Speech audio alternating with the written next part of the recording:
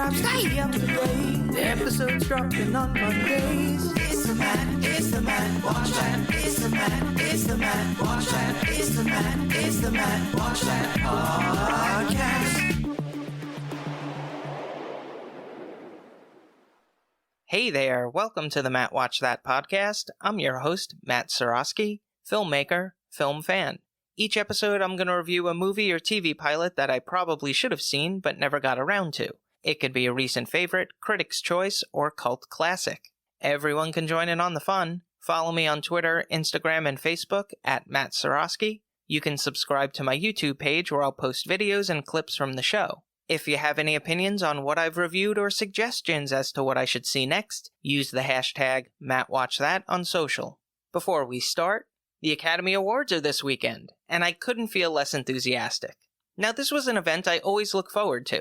The opening monologue was a bright spot of the night, but now that we live in this, woke society, the jokes are either tame and lame, or the celebrities aren't really sure if they're allowed to laugh at the punchline. There were some legitimate upset wins in the past. I'm looking at you, Marissa Tomei. But now, there are so many award shows televised that by the time you get to the Oscars, there are little to no surprises left.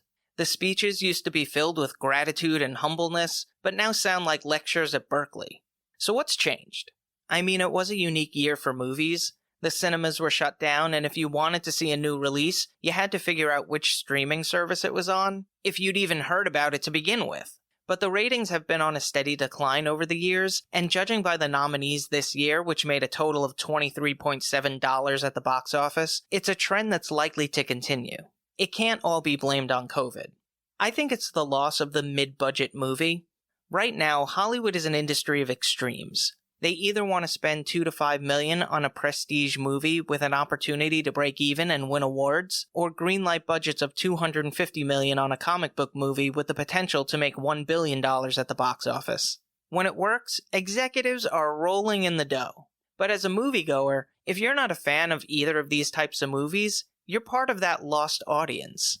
Now, I went back and looked at some of my favorite movies, and these are the numbers. 1985, The Goonies, $19 million budget, $124 million at the box office. 1987, Predator, $15 to $18 million budget, $98 million at the box office. 1987, The Princess Bride, $16 million budget, $31 million at the box office. 1989, Major League, $11 million budget, $75 million at the box office. 1989, When Harry Met Sally, $16 million budget, $93 million at the box office. Now, I didn't adjust for inflation or anything, but in the 80s, those were considered mid-budget movies, and those are pretty good returns. I'd be happy with them. But executives in Hollywood live under the term, go big or go home. And unfortunately, that means stay home to a lot of the viewing audience. Horror movies seem to be the only mid-budget films that consistently do well no matter what the period. But occasionally, when Hollywood greenlights a movie for an underserved audience, they will respond. Crazy Rich Asians had a budget of $30 million and made $239 million at the box office. Not only did it feature minority characters in leading roles, but it also was an effective romantic comedy. Or so I've heard. Streaming has affected the strategies of the major studios as well. It's becoming more profitable to sell those mid-budget movies to Netflix and recoup the costs through licensing than spending money on marketing and taking a risk at the box office. This reminds me of what's happened to the wrestling industry over the past 20 years. The ratings for WWE and AEW are absolutely paltry compared to the boom during the Attitude Era and Monday Night Wars. Viewing habits have changed, there are more options to watch, but that audience didn't go away. They're still out there. The problem is, wrestling stopped giving the audience something worth watching. Hollywood needs to take note. On to the main attraction. Each review will end with a ranking out of 5 stars. 1 star is skip it, 2 stars watch at your own risk, 3 stars standard fare, 4 stars worth checking out, 5 stars must see. Now if I give a title 5 stars, it doesn't mean I'm comparing it to Casablanca, Jaws, or Seinfeld. I rank titles based on other movies or TV series in that genre and at that time period. So let's jump into this. I'll keep the spoilers to a minimum, tangents to a maximum. These are my ruminations and observations of the movie Eraserhead from 1977 about something. That's all I got. I know it's about something.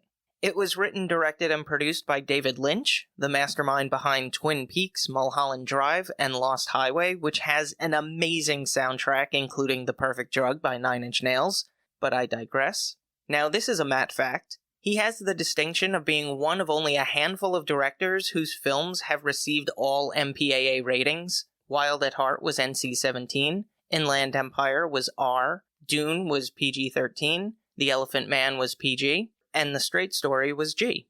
So anyway, this was his feature-length directorial debut, and it has all the hallmarks of what would become his signature style. The movie starts off with the Criterion Collection logo. Aren't they doing yeoman's work when it comes to the presentation and preservation of film? I will gladly pay $40 for all the special features they compile for their Blu-ray releases. They also have their own streaming service, which I would recommend.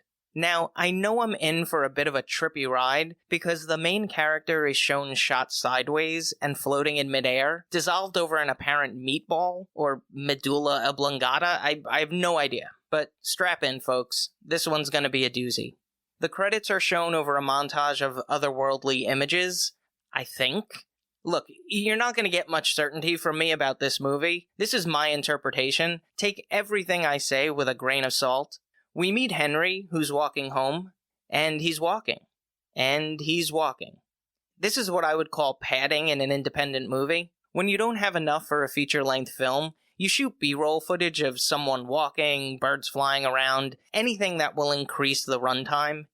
As he arrives back at his apartment, his neighbor from across the hall mentions that his girlfriend Mary has invited him over for dinner. He arrives at her house where we meet Mary and her parents. We find out that Henry works at a factory as a printer. This has absolutely no relevance to the story. They end up sitting down for dinner, and this could be the most uncomfortable dinner scene since Texas Chainsaw Massacre. But better yet, I think we found something more awkward than your parents asking you if you've had sex. It's your girlfriend's mother asking if you've had sex. This is my odd movie observation. This movie is odd. So it's revealed that Mary has given birth to a child, though she's reluctant to say that it actually is a child. We see what she means a little later. The only way I can describe the little tyke is if they were to do a prequel to E.T., this is what the young alien being would look like.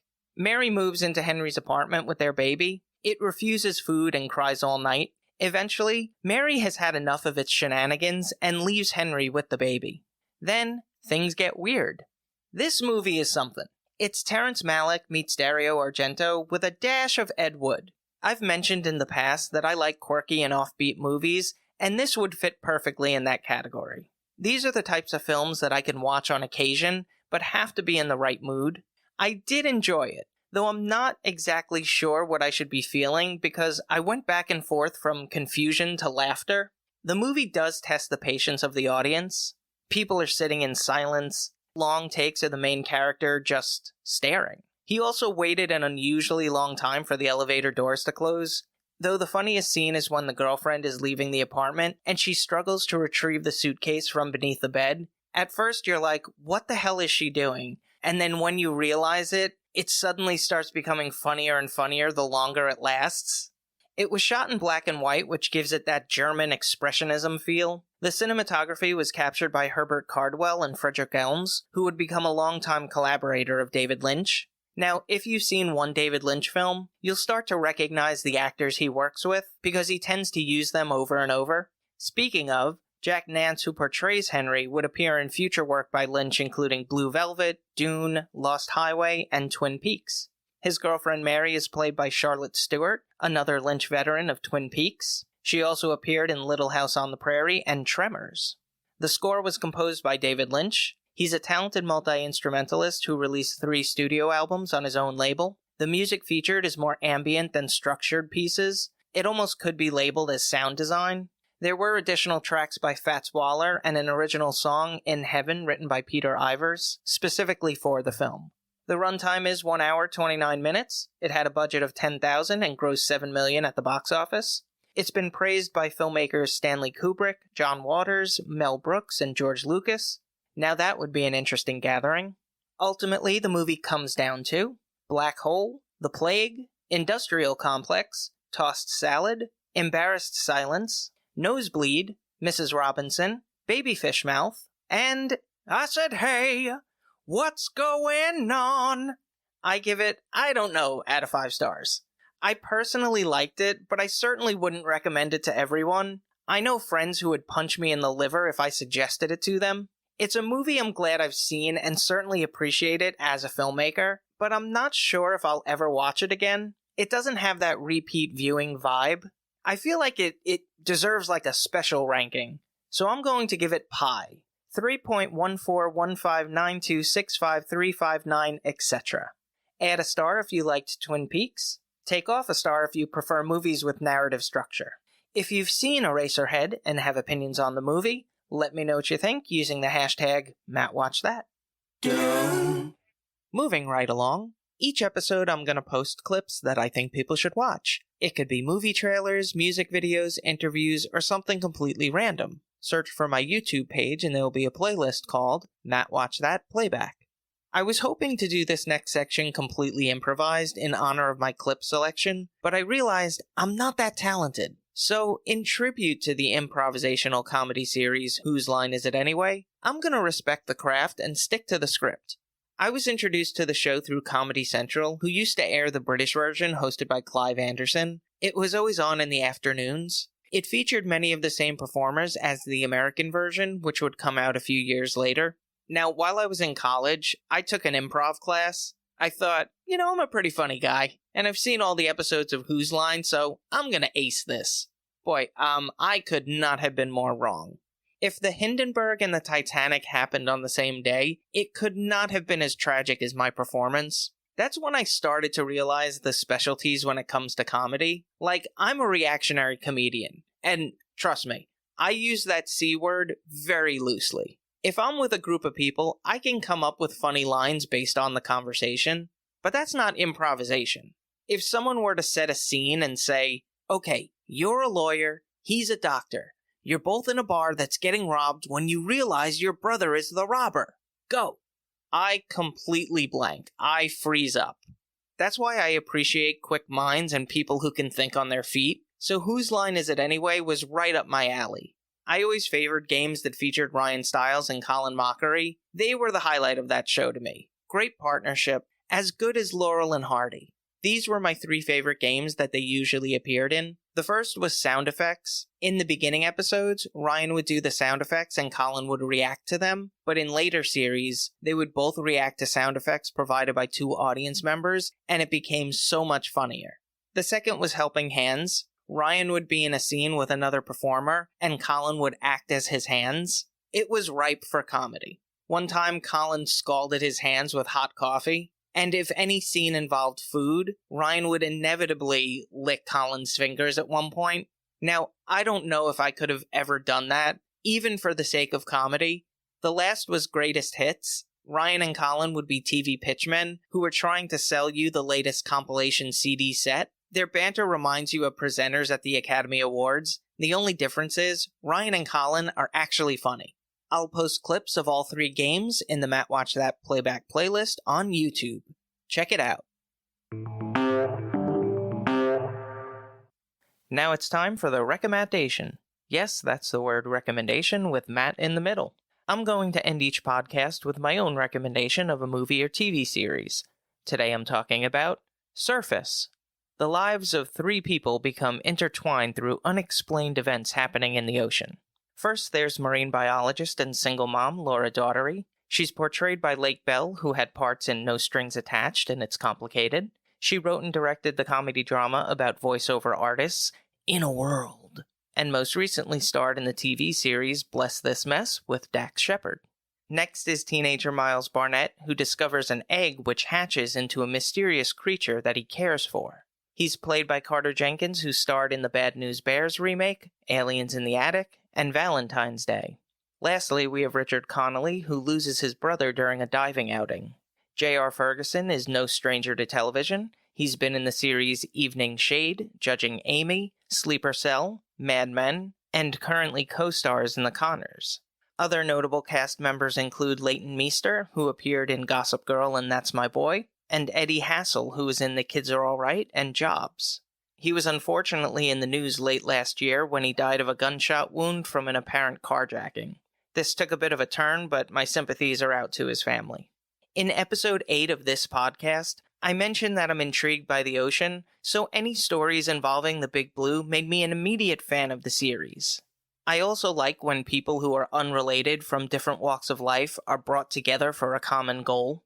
It was marketed as being Spielbergian, which I suppose there are some of those classic elements present. There is a bit of a government conspiracy and cover-up, a special relationship between a boy and a creature. If there was an absentee father and shooting stars, it should just say Steven Spielberg presents. The acting is pretty good, the effects are hit or miss. I think this show would have been better received and more appropriate on Sci-Fi Network, especially at that time. It probably would have found that niche audience. The series was created by the Pate brothers, who were the Duffer brothers of the aughts. Surface was on for 1 season, 15 episodes from 2005 to 2006. It's an easy binge, but does end on a cliffhanger, so don't get too invested. That's all for this edition of Matt Watch That. Thanks for listening to me babble. You can follow me on Twitter, Instagram, and Facebook at Matt Seroski. You can subscribe to my YouTube page where I'll post videos and clips from the show. If you have any opinions on what I've reviewed or suggestions as to what movie or TV pilot I should see next, use the hashtag MattWatchThat on social. I do plan on having an interactive element, but I need those listeners. So follow, subscribe, like, and spread the word. Until next time, I can't take it anymore. I'm going home.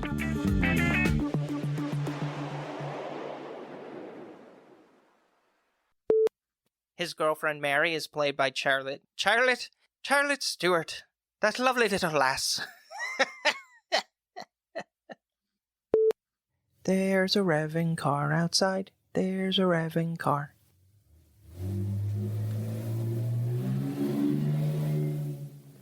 There we go. He's played by Carter Jenkins, who starred in the boom ba da boom ba bang da bang bang. Okay.